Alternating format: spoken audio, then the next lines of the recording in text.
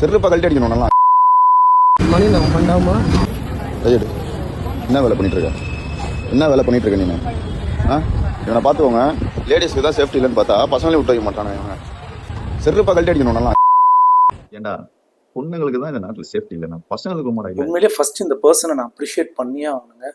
இப்படி ஒரு இன்சிடென்ட்ஸை வீடியோ எடுத்து சோசியல் மீடியாவில் அப்லோட் பண்ணியிருக்காரு. செம்மவங்க, உண்மையிலே கெத்தான பர்சனுங்க. அதாவது செக்ஷுவல் அபியூஸ் அப்படின்றது நம்ம நிறைய பேர் என்ன நினைக்கிறோம்னா பெண்களுக்கு தான் நடக்குது, ஆண்களுக்கு நடக்கிறது இல்லையா நினைக்கிறோம். உண்மையிலே ஆண்களுக்கும் நிறைய நடக்குது. But under reporting. நிறைய பேர் இதை சொல்கிறத வெளியே அசிங்கமாக நினைக்கிறாங்க. அதுக்காகவே இந்த பர்சனை நான் வந்து பாராட்டுறேன். உங்கள் பொண்ணுங்களுக்கு எப்படி good touch, bad touch, no touch என்ன வேணாலும் சொல்லி தரீங்களோ அதை கண்டிப்பாக உங்கள் ஆண் பிள்ளைகளுக்கும் நீங்கள் சொல்லித்தர வேண்டும். நிறைய பேரோட குழந்தைகள் வந்து ஹாஸ்டலில் படிப்பாங்க. ஹாஸ்டலில் வந்து ஹை லெவலில் வந்து செக்ஷுவல் அபியூஸ் அப்படின்றது நடக்கும்.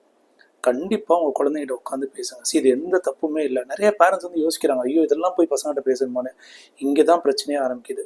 சில குழந்தைகளுக்கு கில்ட் ஃபீலிங் உருவாகி லேட்டஸ்ட் ஸ்டேஜில் அவங்க லைஃப்பில் வந்து பெரிய பாதிப்பை வந்து கொண்டு போகணும்.